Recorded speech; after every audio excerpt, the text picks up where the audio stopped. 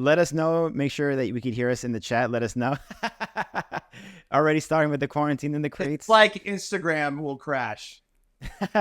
Trust me, everybody. We did a check. I know. If anyone was watching the beginning, they saw us. They know it worked. Yeah. You changed your shirt. What happened? Oh, sorry. Got hot and sweaty in here. Close all the doors. It gets crazy. Oh, I know. I do most of these without pants on. So you can't tell that though off camera. But okay, let's start this over then, because I just want to thank everybody for sticking with us and watching VG12 with us. That was amazing. People were loving it in the chat. We had a ton of special guests. Joe Navron, Nick Riggle was in the chat. We had Richard in the chat. There's a bunch of really cool people. It was cool to see everybody, and I'm sure it was the first time in a long time that a lot of us got to see that video. So first of all, thank you, Dave, for putting that masterpiece together. And I know we touched on this before we started, but now we have a few more viewers. Do you want to briefly touch on the birth of VG12 and what that meant to you as an issue before we jump into the Q&A? Yeah. 12th issue, 1999. It was the year that Shauna Morgan gave Video Groove to me. I was a director and worked for Group Productions for the first 11 issues. It was a great experience and they were independent as independent can be. That was their company. I just came from the East Coast in 1994 to join in and take over the video magazine after issue 1, 18 days and bottom line. And then, of course, the kind of the new format of Video Groove took shape with VG3 and VG4. So 1999, sales started going down. Shauna Morgan went in a different direction. I took over ownership of the company, and Dan Jensen and I took the money we got from Colony of Summer from Gary Ream, kind of prepaid me for my work for the summer, and we bought the Media 100, set it up in my room in my apartment, and we kicked off this idea that's been milling around for about a year and a half, 2 years, and kind of in the works of how it would be was the idea of Battle My Crew. And what better issue to start with than an issue for the people by the people? Exactly. Like I said earlier, the ultimate mixtape for everybody. Yeah, I love that. The ultimate mixtape. It definitely was the ultimate mixtape. Yeah, that comes from my background of DJing, battling, everything. The street cred, the crews. Like it all kind of made sense. The idea kind of came from kids at Woodward. They were just talking like, "Oh man, I wish I did this in this video, and I wish they put this in this video." And I was like, why don't I do an issue with like let people do their own sections and see what it's like to have to do all the stuff that we do and put it out there and let people digest it and chew it up and talk about it. Yeah, and back in those days, it wasn't that easy for people, quote unquote, unknown people to be in a skate video. So there was their opportunity for everyone to be in not only a skate video, but Video Groove, which was the most prestigious of skate videos. So yeah, such a cool and for us, it was a way to keep the clans, the VG family together, even though guys like Joe and Bo and, JSF and Pell, like they all had their own fame, but there's other crews that were coming up that didn't know about it or would spine other crews to do it. But it was a way to keep everybody together, intact, and present everything in one big issue. Pretty incredible concept that was, put together bits and pieces from different things. So sick. So we don't have much time here. We have like about a little less than 30 minutes because we have right after this, we're jumping into Quarantine in the Crates, number 50. Follow at Reggae Rover on Instagram because he's going to go live. Instagram will crash, come back. It's an hour set. It's the 50th one by now. So if anybody, like everybody should know by now, Instagram crashes. So stick around. You think I get one of those blue check marks, where you should. You deserve that. Not crash, I know. You deserve that. I mean, we all deserve that. We should get more verified blading accounts. Exactly. I think we all need to get officialized. But stick around for that Quarantine in the Crates. Anybody watching on YouTube right now, there's a link in the description to Dave's Instagram where he's going to be doing the Quarantine in the Crates. But real quick, we want to get into some questions right now. We do have questions coming in slowly now. I'm going to let them build up a little bit. I have one question now. Oh, I have two questions, but I have one question real quick to kick it off while the other ones flood in. I was always curious about the intro to Battle My Crews because how did those work? Did you take like raw clips that each crew gave you to put together? Like, how did that work? Because I would assume people would just send you the edited sections of their... Right, correct. They did. I asked them in the forward to give me some extra layover clips so I could have that to kind of intro the crews that they're about to see in the sections. The intro myself was the DJ getting a chance to do his section. So, I would pick my best clips I shot during that time and do my own section to kind of kick it off, you know, to kind of like, here we go. Here's my open. Let's go. The rest is you guys. That's really cool. I was always curious about that. I'm like, did he straight up cut clips out of other sections to put it in? Like, how did that even work? But watching it again made me realize that and think about that. But it's cool that you got to really, I never thought of it that way, for you to kick it off with the Dave Paine edit and then everyone else gets there. Yeah. And if you see the signature DG style of using the DJ scratches and samples to speak to the crowd, like, you know, I never did that shit when I wanted to get on, which was a Gangstar sample, you know, different crews and it's speaking to like the heart and soul of what crews mean. I was all those little samples, you know, and I think I dedicated this issue to all the kids who buy the skate videos, you know. It was all little messaging before it did kicked off as well. So cool. So cool. Yeah, we have a bunch of questions coming in right now, so let's get to it because we don't have much time here. First question is from Rodrigo Legao, who says, how much did the music choices and composing influence you to be where you are right now?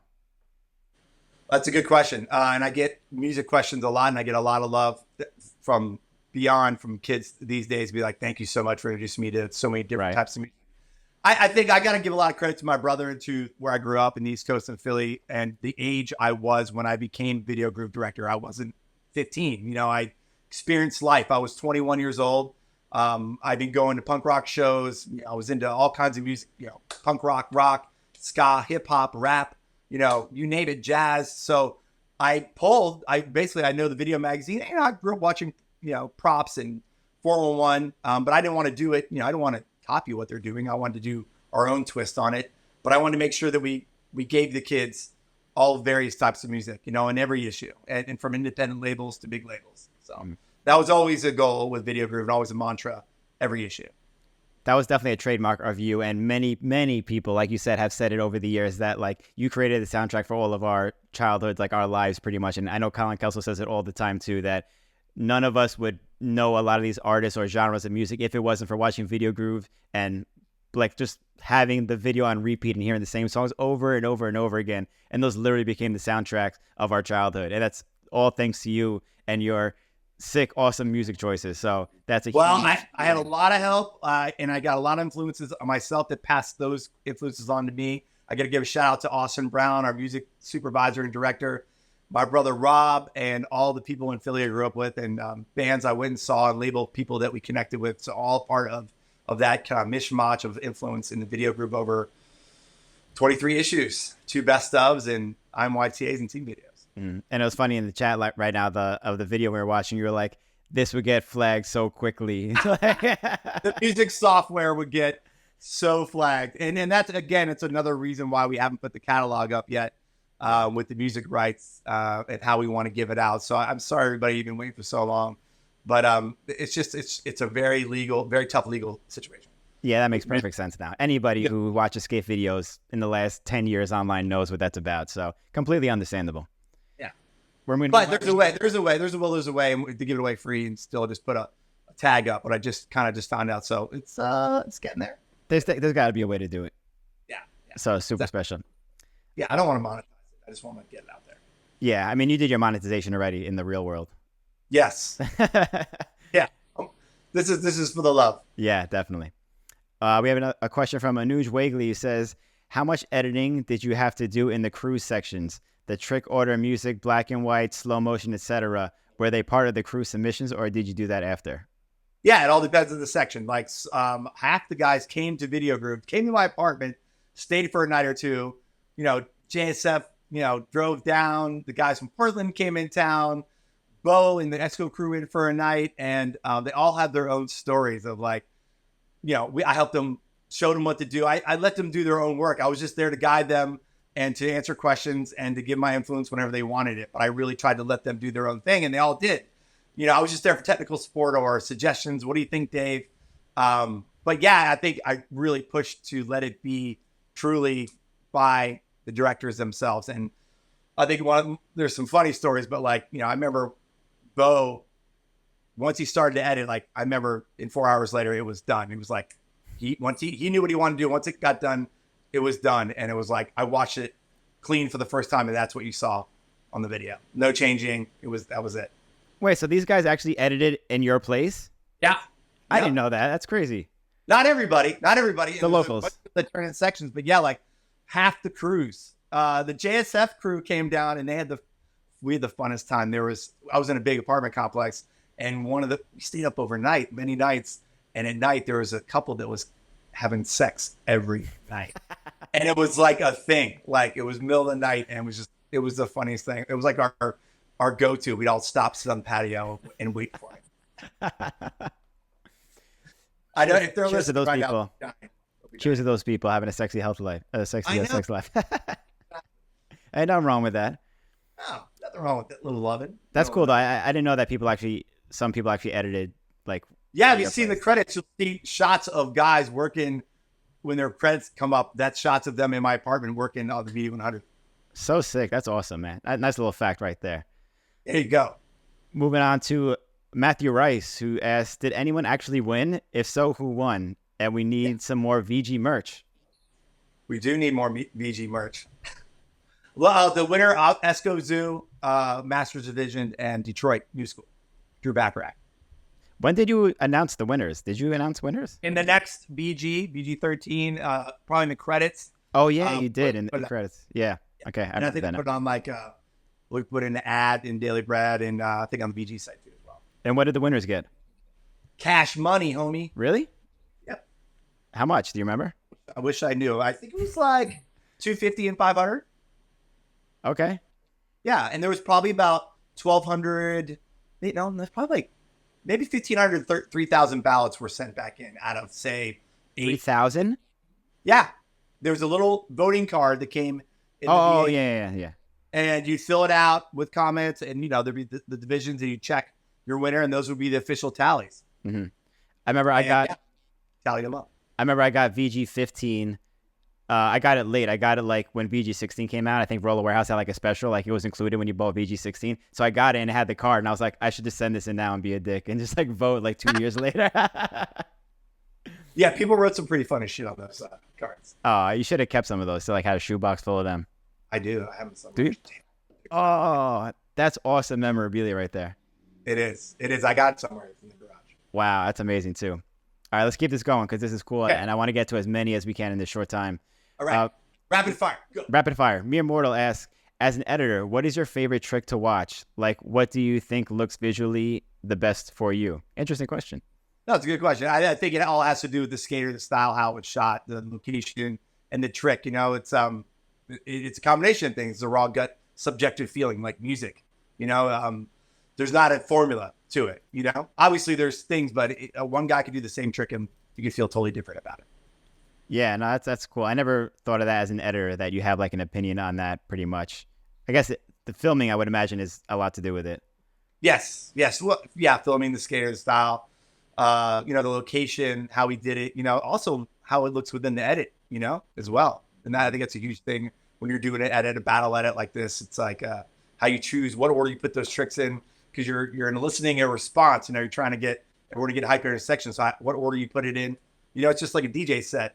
You're reading the crowd, you're trying to put the newest tricks in. You're also trying to get your friends in a good mix. It's you kind of think about all those things as you're working on stuff.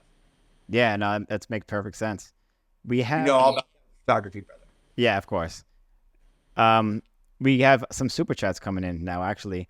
First one is from Sean Michelson, who says, I had a copy of VG12 that I borrowed from someone and accidentally kept forever. Sorry to whoever that was. So here's some dough for all you did. I know you and Fabiano tried to bring back Battle My Crew a while back. Is it time? No, it is not. And straight to the point. Try. The one time when we tried to bring it back was when I was leaving Fuel TV Fox. This was 2012, and I had a camera because I was going to work for Woodward, and we were still doing the Woodward Camp series, but I only was there for a year because the series didn't get picked up. It stayed on YouTube. And I moved on to agency work, and that was it. I didn't have a camera. My life completely changed. I wasn't going to be around all three sports anymore because I thought when I was going to work for Woodward, I was going to be around rollerblading again nonstop. I was going to have a camera. So that's why that fizzled out. Mm-hmm. Fast forward to today with the pandemic, and that's why VG24 started. Yeah. Definitely. We'll come back in due time, people. In due time. All good things in life take time. Yeah, exactly. We don't have a question, but we have a super chat from Nick Riggle. So shout out Nick Riggle. Tell Nick Drew. Riggle. Big thanks to Drew, Matt Mickey, Joe Navron, Nick Riggle, Miguel and Jed, everybody who helped do a promo for Battle My Crew. It was great. Yeah, that was really cool that the promotion that you did and everyone else helped out, chipped in on that. If anyone didn't see them, check them out on Instagram. It was really cool having people shout it out about movie night tonight. So thank you all for helping with that. And Dave, that was awesome on your part for getting that together. Really cool. Yeah, Austin with the years, 22 years later. Yeah. This is a really cool one. We have another super chat from Austin Kincaid who says, my copy of VG4 was green. Did that mean anything? Nobody else who ever had a green my bad. Nobody else who ever had a green copy. My first video and still love it to this day. I had never. That's Sean? That's Shawn Michaelson? No, Austin Kincaid. Oh, Austin Kincaid. Yeah, Austin, dude, you have a rare Easter egg. Send a picture. What? Explain. What is this? I have no idea. What do you mean? I have no idea. Could be a bootleg. You have no idea? No idea. It's green. Maybe it was like a VAS, Video Action Sports, like misprint. Whoa. Or someone like dubbed it. There was a lot of bootlegging back in the day. Yo, Austin, if you have, I never called anyone else Austin. This is unusual, but Austin, if you have that, send a picture. That's really cool. That might have been a random misprint or something like that. And Dave just found this out now for the first time. That's pretty fucking cool. Yeah. Green. Yeah, I can't think of why that would be. What? That's crazy. Okay, cool. I thought I was about to find out some crazy shit, but my mind just got blown even more. I know, me too. I was like, yeah, we did a special run of 100 green copies. Yeah, that would have been really random. I know. It's a good idea, though. We got some more super chats coming in. Rodrigo Legao asks, the Brazilian section for the last Battle My Crew was not delivered in time. We got the best skaters, editors, and cameraman together in that cut. Best video ever being a part of. Oh, so that was, I guess, misconnection right there. What was he? Did he mean Battle My Crew 4, or does he mean the one that never came out? I don't know, actually. I was assuming he meant Battle My Crew 4 21, but Digital Duel. Yeah. DVD. Okay, there's a fucking ton of questions here. Holy shit. My thing just like froze and then loaded up a whole bunch of shit. We have, let's see, I got to scroll up a little bit. My bad, people. You guys are coming in too hot. Okay. I like it. No, this is really good. This is really good. Yeah, this is fun. We have, okay, Nathan Chase asked Dave, when B-Bell had those insane cuts of girls and breakdancing and partying, were you shocked and or hesitant to put them in the video, or were you like, hell yeah, that's dope flavor? I was like, hell yeah, that's dope flavor. B-Bell and I had the B-Boy connection. He was doing, at that time, breaking into his, doing a lot of the B-Boy underground video stuff, doing battle videos, covering the B-Boy scene from San Diego to NorCal.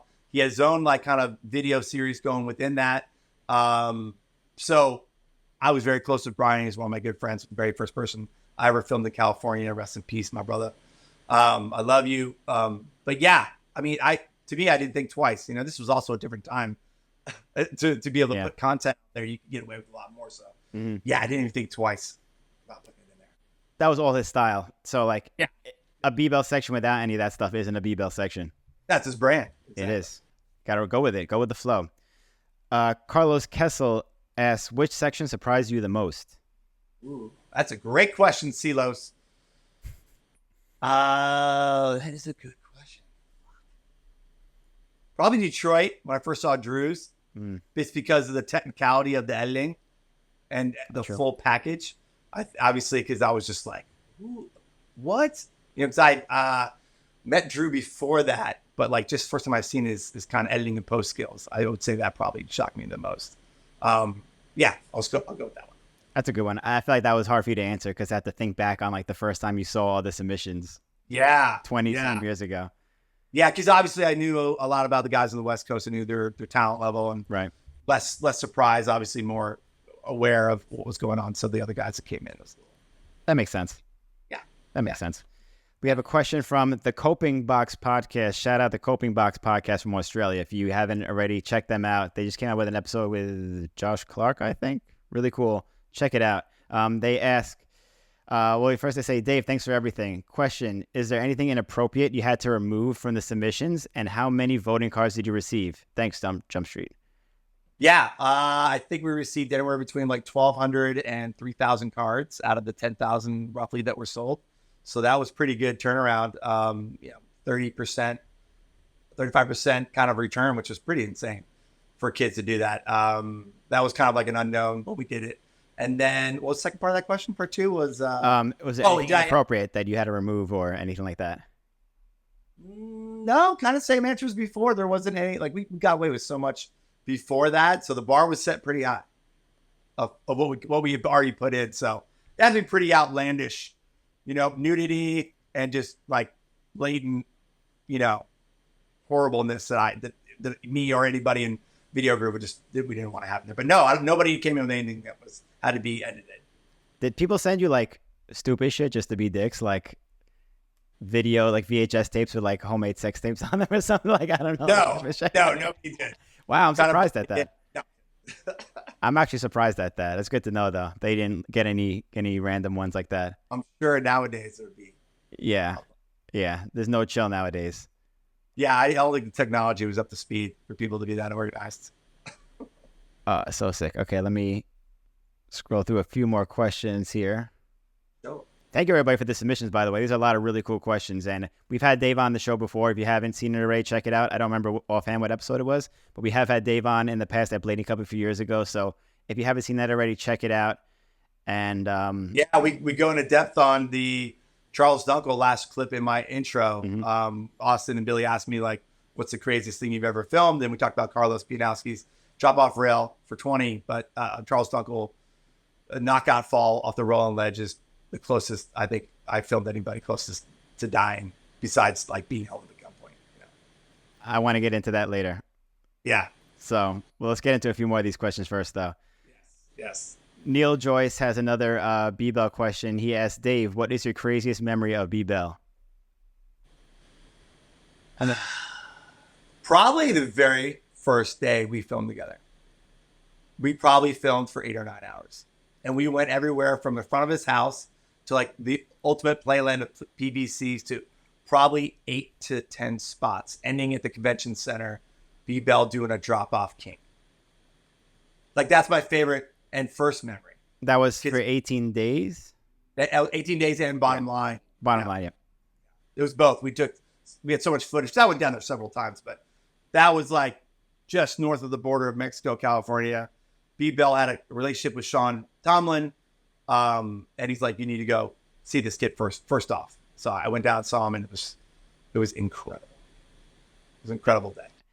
I never had the pleasure of watching Brian skate in person, but he was always top like 2-3 of my favorites back in the day. And even watching him now, so ahead of his time, the shit that he was doing in like 95, 96 is fucking insane.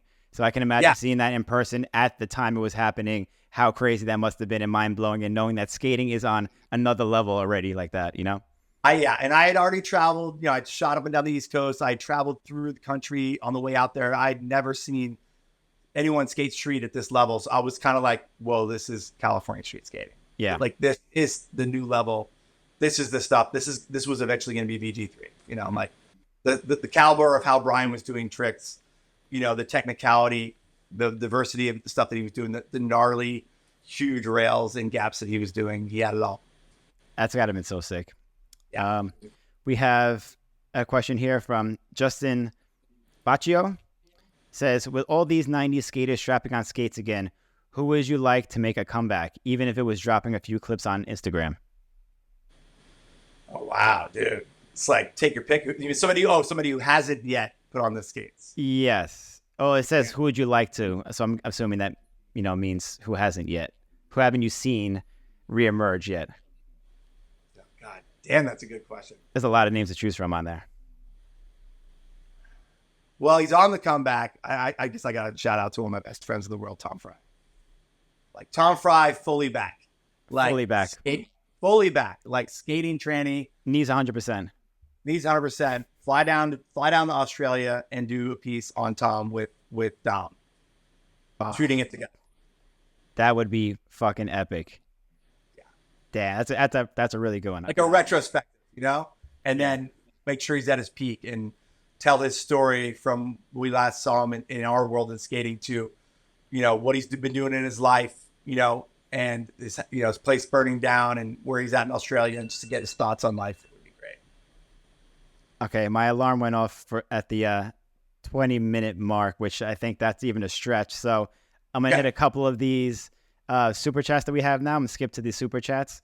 Thank you everybody for super chatting, by the way. I did not expect that on a movie night tonight, so thank you very much. But like we say always, gets your question everybody to the top. So good. What was that? Thanks to everybody for coming for all 3 parts. Yeah, this is amazing too. So we have a super chat from Steven Steinmetz, who says, "Loved hearing the stories and hearing more history. Dave, you're the man. Austin and Billy, thank you for making my Thursday night watching a classic. Dave, what's your favorite trick from VG12? Well, thank you, Steve. Oh my God, it's Steve. Why you go? It's the Spot Hunter checking in, Steve-O. God, dude. Favorite trick. Oh my God, Steve, I'm gonna get back to you on that one, dude. It's too hard because I do have a couple things, but let me sidebar with you on that. Wait, so on that note, real quick, did you say that you were gonna go back and check out some questions that you didn't get to answer yourself? Yeah. If anybody wants to send me or Austin and Billy any VG Battle My Crew questions that I can answer for you on the side, I can DM you the answers, or I can put them up on the VGIG. We're more than happy to do that. That'd be cool to do it on the story to show it. So yeah. I'll send you the link to this because it's getting taken off YouTube as soon as we're done with this and going straight to the Patreon. So we'll send it for your eyes and your eyes only, so you can answer these questions again, because we have still way more questions, but not enough time because we got to get going on Quarantine in the Crates, number 50. Yes. So let's a 5-minute turnaround and we'll be off and running. So as soon as we get off, just wait 5 minutes, look for my little Reggae Rover Instagram live to pop up, and we'll be off and running. Just like that. After party. We're ready for the after party. After a few more questions. After a few more questions. We got Fred Castro, super chat. Thank you so much, Fred, who says, it was an honor meeting you at the Blaney Cup 2014. Thanks for all you've done for the scene and inspiring me and so many people to make videos. Thanks, Fred. Appreciate it, brother. That's awesome to hear. Rowan Namu, sorry if I said that wrong, who is/was Swam, was never able to find their music outside from VG. No, great question. That is a good question. Swam with on a Florida road trip before I came out to California. I met him at a skate park in Florida. His real name is Hassan Brooks. He's still in Florida, still making music. So if you look him up, he was selling mixtapes out of his car. Bought one, chatted him up, stayed friends for the next 20 years. I haven't talked to him in probably a couple of years, but last time I checked in, he's still making music. And again, I'll put that up on my VG. I'll get everybody his info. Also, Battle My Crew, he did 2 original tracks. He did the Forward song, You Want to Battle, the video group, that's an original. Andy Caduce, he do a lot of original stuff. Nick Riggle, music for my brother. So we did always try and do a lot of original music for Video Groove whenever we could. And Hassan also did, Swam did the closeout song, but it was also featured on a ton of other Video Grooves. That was a good question, Ron. Great question. That was a good one. So there are a couple more questions. We'll let you, Dave, get to that at a later time. But I have to hear, because I never heard these stories, you said during the chat in the video that you were held up at gunpoint 6 times while filming for Video Groove. You have to elaborate on at least a couple of these times and how this happened 6 times while filming Video Groove. Let's see. Once was Pittsburgh at night, skating by myself, skating in a hip. I got knocked out and had to run from the scene. Pittsburgh was another one. I wasn't filming for VG. This one was a bunch of gangsters came in on the night we were heading out to party and straight guns to the face, like full robbery. That was the very first one. Yeah. Another one was in Philly. I saw a cop get shot down off South Street. I had my camera. I was skating Center City.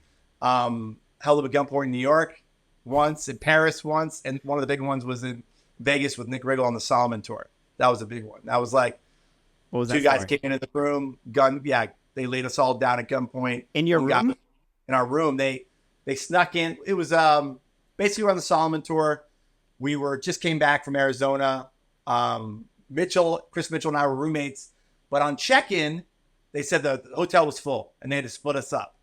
That should have been a warning, but it comes into play later. Oof. So Chris and I are together. And then we're all getting ready. It's the first time we're there. Nick comes down, brings his guitar. It's his birthday. Matt Andrews is there. A couple girls that we met up locally that were friends of friends. So it's about 6 of us. And the dudes came in with them through the door. Like, we didn't see them come in through the door. So basically we got caught off guard. We were on the porch, like singing, hanging out, having drinks before we went out. And these guys basically came around to the patio, 2 guys with masked guns, got us on the floor. One guy was there basically counting us down, like freaking us out, going, putting your gun to your head, clicking it back, saying you're going to fucking die. Okay. Basically keeping us busy, scaring the shit out of us while the other guy was robbing me and Chris. Everything flashes in front of your face when stuff like this happens. Like, everything slows down. I've been through it a lot already. So by the time I gathered myself, I was already kind of like, okay, if I live through this, like, they're probably not going to shoot us if we don't do anything. So I was always telling everybody, don't just get whatever they want. Like, it's not worth your life. Don't run, because there was thoughts of that when we first were on the patio to jump off and get out of there. But you don't want to leave your friends as well. So they probably were in there for about 8 to 10 minutes, but it felt like a half hour. It felt like a freaking hour. That's still a long time. It was real bad. People crying. Like, the guy that was in the intimidator was horrible. Like, it was vicious. But they get out of there, and as soon as the door shuts, I shut the screen door. I go, everybody fucking don't move. I get on the phone. I pick up the phone, and it's like, there's already somebody from the hotel trying to break into my call. Like, we've already called security. Relax. Blah blah blah. I hang up the phone. I call the cops, and when the cop gets there, the security guy comes afterwards. Like, he's already on site. So I pulled the lead cop aside. I go, can I talk to you? Blah, blah, blah. Because something was up. My street senses were kicking in. I went to this other room next to me, and I get into the empty room. And I'm like, wait a minute, dude. This room's empty. They said the hotel was booked. And why did the security guard come late? And why did the girl pick up the phone? And the Vegas cop, and Vegas that's what they do for a living. It's 95% hospitality and people visiting. So they take it real seriously. The cop just looks at me and goes, stay right here. It was an in-house robbery. The girl worked at the front desk, put me and Chris there so that she could tell her friends to rob us. And it was basically a court case that got settled out of court through La Quinta and Solomon. Holy shit. I mean, there's so much more to the story, but that's the broad strokes. Yeah, Nick is already in the chat, like they counted down with the gun to my head twice, I think, because I had the guitar and they knew what the stuff would be. What did they actually get from you guys? They got a lot of Chris's camera work, a lot of my video stuff, but I had a lot of stuff from the tour that I saved, I separated from my camera. Okay. I've been through it before. So they only got 1 tape in my camera, and they left the clamshell, the little DV deck clamshell. The guy picks it up in the middle of the robbery. He's like, "What's this?" Puts his fingerprints on it, and he didn't take it because he didn't know what it was. And the cops got fingerprints on it. So whenever those guys were ever arrested for anything else, they're going to get charged for armed robbery, and they had his fingerprints and all that stuff. That is super, super sketchy. Holy shit. That it was a setup to the inside. That's insane. I mean, it was crazy. That sounds like something out of like a movie or like a TV show or some shit like that. Nick and I, and everybody who was in that room will always be bonded together. It was nuts. It was completely nuts. Super scary. We're happy that you survived that. You too, Nick. We're definitely thankful that you guys survived that. Well, we were shook, all of us. I mean, Aaron will remember this too. Aaron Fiber came down, and this is kind of when Aaron and I became better friends and less filmer, skater kind of, guys. Aaron came down and was like, typical Aaron fashion, like nonchalant, like said something like completely inappropriate to all of us, and I just jacked him up against the door, like said something to him, and I think after that we became really good friends. Sometimes conflicts bring you closer together, and I think he realized, maybe not the right thing to say, and I think him and I completely were cool after that. So at least something good came out of that. You got a bonding moment between you and Aaron. I remember us walking the streets of Vegas that night, just staying outside. We didn't want to go inside anywhere. We just kind of Nick will remember this. We just kind of walked around and sipping on whiskey and just talking about it and just kind of working through it. Cause it was heavy. It was different than all my other gunplay moments. Did you stay that night in the hotel or did you go somewhere else? I think we stayed no. That's crazy if you stayed Good there. question. Nick, do you know? Do you remember? I think we. That is insane. No, if I you think we stayed. stayed in a hotel. What? Yeah. That is so Yeah. crazy if you just stayed there. Yeah, we did. I wouldn't have been able to sleep that night. I don't think we did. Then they come back or something. Yeah, we got out of there after that. Like next day, we were off back to California. Chill. Stay on the strip or something at that point. Yeah, I would have stayed on the street. It was weird because we were like just off the strip, like we were Laquitas were right off the strip, but it was such easy access to get in any room. There was no like security. It was like open hallways from the parking lot. But what would hotel security do anyway? Yeah, it was a setup. It was a total setup. Yeah. Nick said that you guys stayed there that night. That's fucking crazy. Yeah. You guys are fucking crazy. Still got it.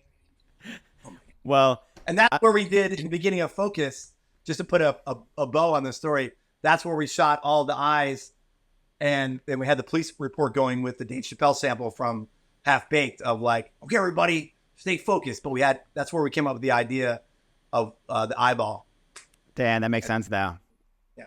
It was really, really, I mean, I'm not going to say cool story, but definitely an interesting story that I never knew, and I think a lot of people don't know about.